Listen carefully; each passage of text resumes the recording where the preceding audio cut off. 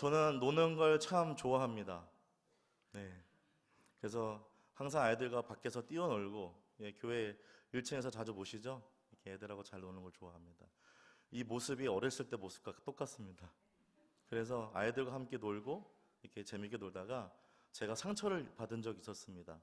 그 상처가 뭐냐면, 같이 노는 친구 중 한 명이 저한테 교회 다니는 일이 바보 같은 일이라고 얘기한 거예요. 저는 교회 너무나 재밌고 좋았거든요. 근데 그게 제 마음에 이렇게 상처로 들어오게 되더라고요. 그렇죠. 저는 그 친구에게 이렇게 말했습니다. 너도 교회 가면 재미있어. 그냥 믿어봐. 제가 한심스럽죠. 복음은 안돼도 불구하고 복음에 대해서 설명할 수 있는 어린 나이였기 때문에 그 설명을 잘 못하겠더라고요. 그냥 교회 가보자. 그냥 가면 재밌고 좋아. 이게 다였어요. 제 어렸을 때 한심한 모습인데, 이게 제 중학교 때 안에 또 있었습니다.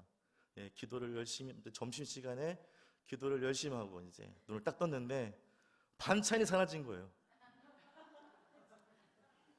한심스럽죠? 네. 반찬이 하나도 없었습니다. 저희 집은 맨날 김치만 주셨는데, 김치, 파김치, 배추김치, 총각김치, 고구마 순김치, 파김치, 안 먹은 김치가 하나도 없을 정도로. 그리고 여름에 되면 이 김치를 많이 넣으면 폭발합니다. 근데 그런 일도 가끔 경험하고, 어느 날 달걀을 주셨는데 너무 좋아가지고 기도하고, 하나님 감사합니다 기도하고 있는데 눈 뜨는데 달걀 마리가 없어진 거예요. 얼마나 마음이 상처가 컸겠어요. 근데 또 마음이 아팠던 건 이제 수련회 때요. 보통 이제 여기서 이제 옛날 세대와 젊은 세대가 나눠질 수 있을 것 같은데, 보충 수업이 있었잖아요. 근데 보충 수업 때 이제 선생님이 수련회 가면 혼낸다는 거예요. 하루에 10대씩. 근데 3박 4일이니까 40대를 맞아야 되는 거예요. 근데 이제 가겠다고 이제 신청서 썼죠. 그래서 40대를 맞았어요.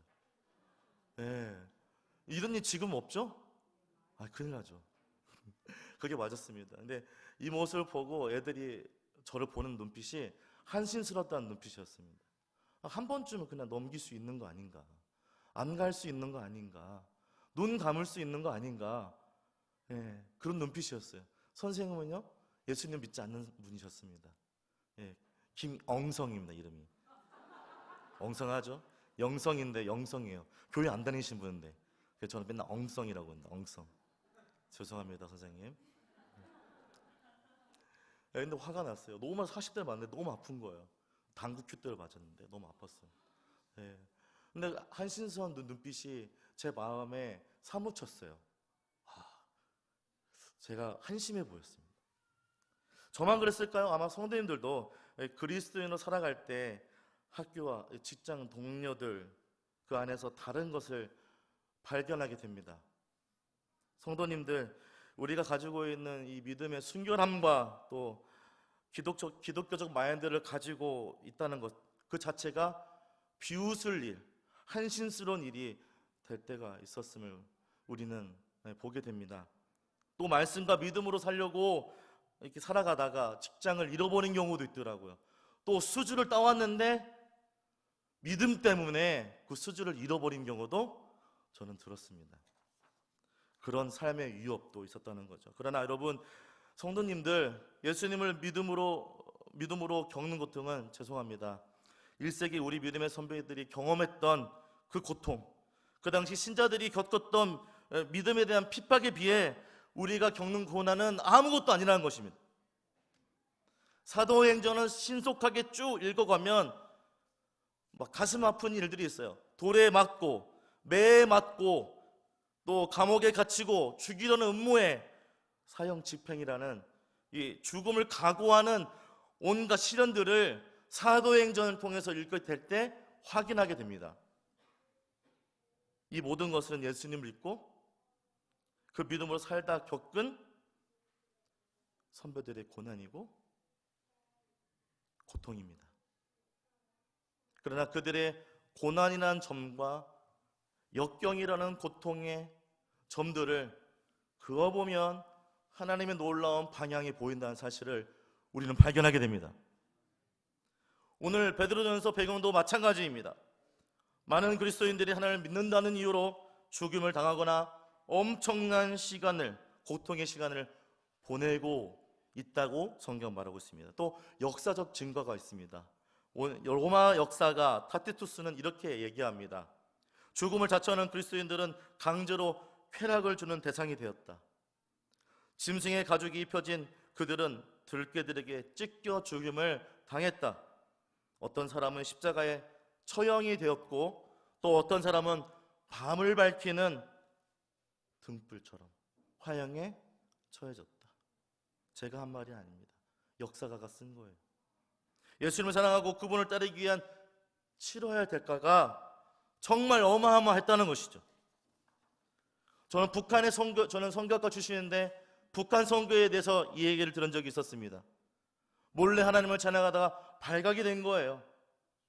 그분들이 나와서 어떻게 합니까? 땅바닥에 누이라고 얘기합니다.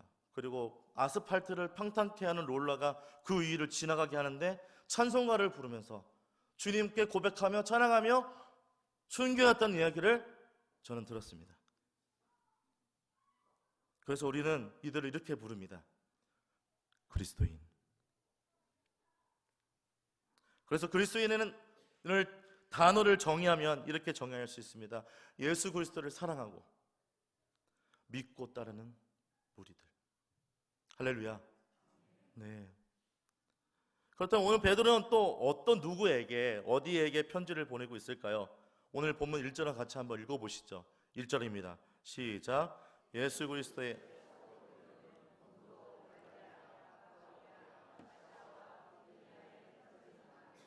네, 간단하게 5군데로 이야기하고 있습니다. 그런데 이것들을 모아보면 로마와 소아시아 전체를 말하는 겁니다. 그러니까 엄청나게 큰 땅인 거죠. 그것에 흩어진 그리스도인들에게 보내는 편지라고 이야기하고 있습니다. 근데 우리가 다 주목해야 할 단어가 있습니다. 바로 흩어진 나그네라는 이 단어입니다. 헬라어 성경에 이 단어를 보면 조금 다르게 해석할 수 있습니다. 택함을 받아 흩어진 나그네. 어떤 사람이요? 택함을 받아.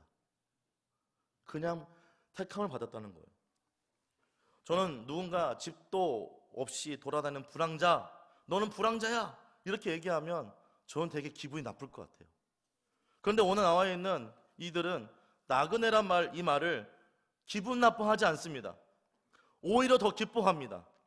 왜냐하면 지금 그들이 배척과 핍박이 당하며 나그네처럼 살고 있지만 하나님 나를 택하시고 이 땅에 영원히 머물지 않는다는 거, 한시적으로 살고 영원한 우리가 살 본향을 향해 나아가고 있다는 거, 그 산소망을 가지고 그들의 삶 가운데 살아가고 있다는 것이죠. 그 택함받은 흩어진 나그네라는 이 표현을 더욱더 사랑하게 되었다는 것입니다. 내가 영원히 살 소망의 집이 있다. 그 본향이 어디입니까? 하나님 아버지가 계신 것. 제가 좋아하는 찬송가 하나가 있습니다. 491장인데요 저 높은 곳을 향하여 날마다 나아갑니다. 내 뜻과 정성 모아 주님께 기도합니다. 내 주여 내 말 붙드사 그곳에 있게라는데 그 있기가 아니고 스탠입니다. 서 있게 하소서. 원래 원어는 그렇습니다. 그곳은 빛과 사랑이 언제나 넘치옵니다. 얼마나 마음에 고통이 있길래 그곳을 향해서 소망을 품고 찬양했을까요? 이절은 더 재밌습니다. 괴로움과 죄가 있는 곳, 나 비록 여기 살아도 빛나고 높은 저곳을 날마다 바라봅니다. 바라봅니다. 우리는 바라보는 신앙을 가지고 살아갑니다. 한시적으로 있을 이 땅에 소망을 두는 것이 아니라 바라볼 소망을 향해 살아간다는 것이죠. 바로 택함받은 나그네의 삶인 것입니다. 비록 핍박받으며 살지만 하나님 아버지가 계신 곳을 향해 살아가는 이 그리스도인들에게 지금 살아간 모든 순간마다 최선과 최고와 솔선수범으로 삶의 기준을 삼고 하나님께 모든 것을 드리며 하나님을 찬양하고 살아가고 있다는 것입니다. 어렵죠. 어렵습니다. 그러나 우리는 그렇게 살아내야 됩니다. 우리에게 하나님께서 상급을 주시기 때문에 그렇습니다. 이들은 구체적으로 어떤 그리스도인들일까요? 어떤 그리스도인들에게 이렇게 힘있고 능력 있게 살아갈 수 있는 것일까요? 2절을 같이 한번 읽어보겠습니다. 1절에 대략 말하고 있지만 좀 더 세밀하게 살펴볼 필요가 있습니다. 2절 읽어봅니다. 시작.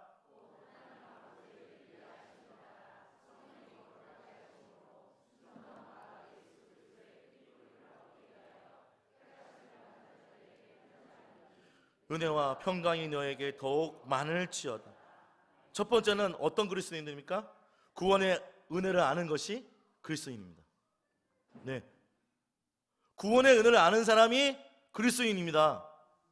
이들은 그걸 알았어요. 구원의 소망을 알았습니다. 구원의 은혜를 알았어요. 2절을 보니까 미리 아심을 따라, 이 말씀은 하나님께서 태초로부터 미리 택하신 그리스도인들이 있었다는 것이죠. 미리 아셨다는 거예요. 그들이 비록 흩어져 있고 다른 사람이 볼 때 비록 비천하고 연약하게 당하는 존재일지라도 이미 하나님이 택하셨다. 그가 바로 나의 자녀들이다 말씀하고 있는 거죠. 할렐루야. 우리 사랑하는 성도님들은 미리 아신 하나님의 백성들입니다. 그 믿음을 우리가 가지고 살아가야 되는 거죠. 구원을 아는 백성처럼. 저는 저희 아들이 저번에 한번 예화를 썼거든요. 죄송합니다. 예화를 2번 쓰는 일은 별로 없습니다. 근데 아무리 생각해도 이걸 좀 얘기해야 될 것 같아요.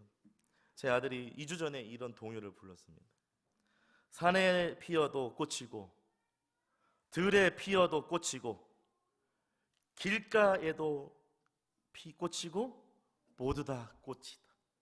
아무데나 피어도 생긴 대로 피어도 이름 없이 피어도 모두 다 꽃이다. 저를 좀 두고 웃는 것 같은데요.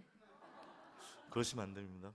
봄에 피어도 꽃이고 여름에 피어도 꽃이고 몰래 피어도 꽃이고 모두 다 꽃이다.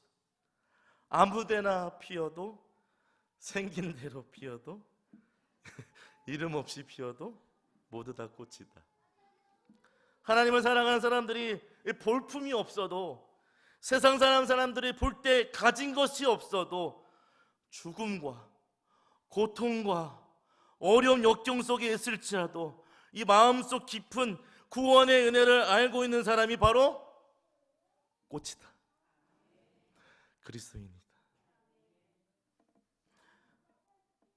또 어떤 사람이 그리스도인입니까? 둘째는 성령의 인도하심 앞에 순종하는 사람이 그리스도입니다. 한번 2절 같이 읽어보시죠. 시작. 곧 하나님 아버지의 미리 아심을 따라 성령의 거룩하게 하심으로 순종함과 예수 그리스도의 피 뿌림을 얻기 위하여 택하심을 받은 자들에게 편지하노니 은혜와 평강이 너에게 더욱 많을지어다. 이 말씀은 앞에서 하나님께서 구원의 확신을 알고 구원의 은혜를 아는 그리스도인들이 자기의 삶을 인도하시는 성령님의 인도하 따라, 성령님의 인도하심 따라, 진리로 따라, 말씀 따라 순종을 살아가는 것이 그리스도인들이라는 것입니다. 많은 우리는 아멘 하죠. 할렐루야 이렇게 하면 아멘 하죠. 근데 안타까운 건 우리가 이 삶의 이거를 녹아내기가 쉽지 않다는 거예요. 주일날 말씀인 강대상에서 전해지는 말씀이 우리 마음에 잘 심어져서 그것들을 살아내는 능력을 우리가 실천해 봐야 되는데 이게 잘 안 된다는 거예요. 그래서 우리는 성령님께 의지해야 됩니다. 우리의 힘으로 할 수 없다고 고백해야 됩니다. 성령님 도와주십시오. 아버지 도와주십시오. 내 힘으로 살아낼 수 있는 힘이 전혀 없습니다. 이게 은혜 아닙니까? 우리의 힘으로 살 수 없다는 거, 전적으로 우리의 힘을 포기한다는 거, 이게 은혜의 시작 아닙니까? 그런데 그것을 시작하지 않습니다. 왜요? 우리 마음의 말씀을 깨닫게 달라고 기도하지 않기 때문에 그렇습니다.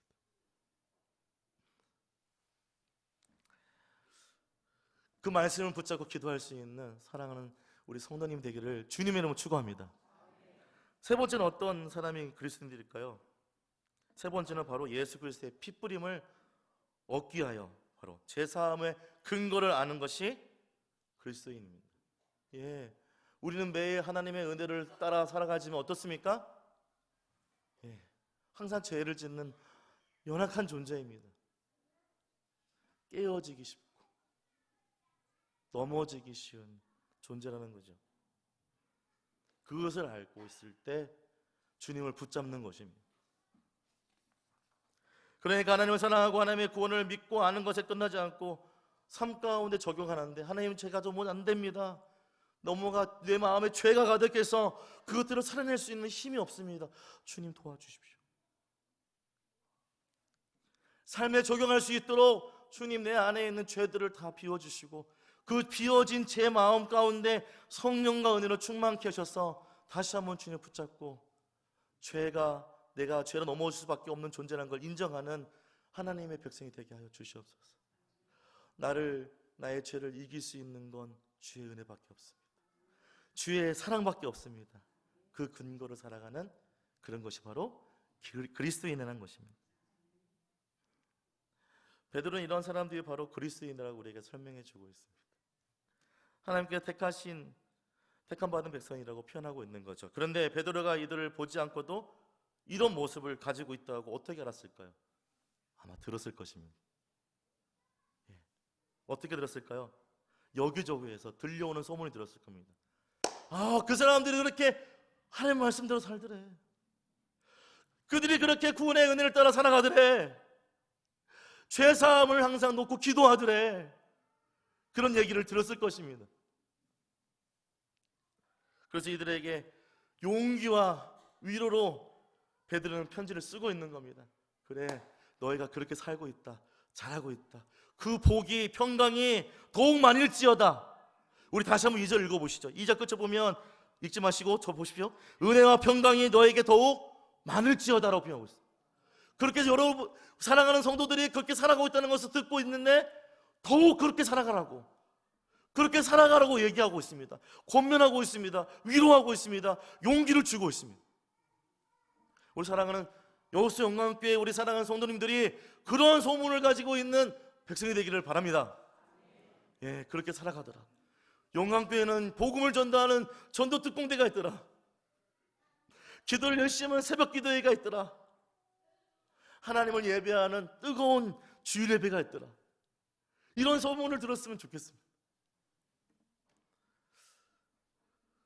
그러나 하나님께 온전히 집중하고 산다는 것은 아까 앞에서 말했던 것 같이 쉬운 일이 아닙니다.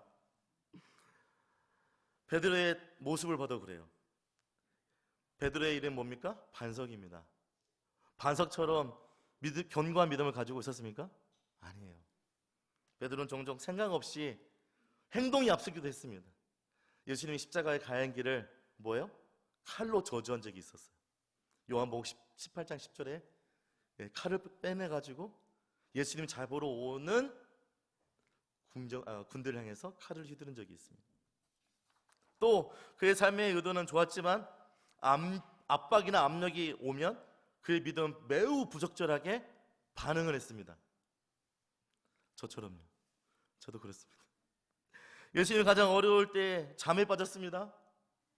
기도하자 그랬는데 저희 어머니 표현으로 자빠져 잤습니다. 예수님을 따른 자에게 고소당할 때 격렬하게 주님을 부인했습니다. 이랬던 그의 삶이 갑자기 변했어요. 어떤 변화가 있었습니까? 예수님을 고백하지 못했던 베드로는 오순절과 그 외에 많은 사람들 앞에서 담대히 그의 능력을, 예수 이름을 선포하기 시작합니다. 그리고 감옥에 갇혀있고 유대의 종교 지도자들에게 그런 핍박 속에서 죽음에 앞두고 있는 속에서도 예수 이름을 말합니다. 설교하지 말라고 경고했는데 베드로와 요한은 우리는 보고 들은 것을 말하지 않을 수 없다 라고 믿음의 담대함으로 선포합니다. 이후에 베드로는 다시 감옥에 갇히죠.